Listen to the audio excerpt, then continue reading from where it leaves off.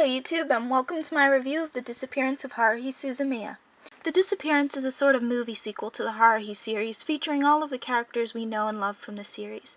The movie is set around Christmas time and, as always, follows Kyon around in his everyday life. All seems normal at the beginning of this movie until, mysteriously, Kyon wakes up one day to find that the world as he knows it has changed. The SOS Brigade is disbanded, and no one from the brigade remembers who he is. Haruhi and Koizumi are missing, Asahina is just an oblivious upperclassman afraid of Kyon, and Nagato is a shy bookworm. The story revolves around Kyon and his inner struggle to decide whether or not he likes this altered world without Haruhi or the others, or the original world where he's familiar with everything. The three things that stood out the most to me in this movie were the characters, the animation, and the music. As for the characters of this movie, two characters in particular were given major character development, Kyon and Nagato.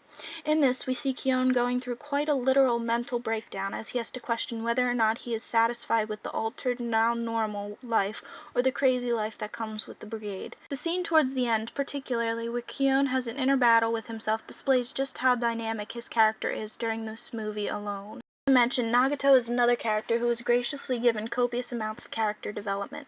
The Nagato before the world was altered was a robot with extremely subtle, if any, emotions to account for.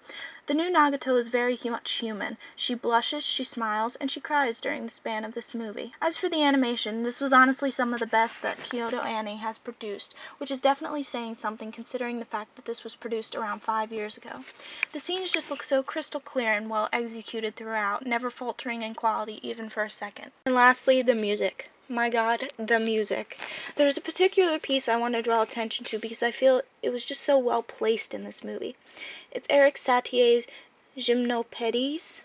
Apologies for that pronunciation, but watch this scene and take a listen and you'll know what I'm talking about.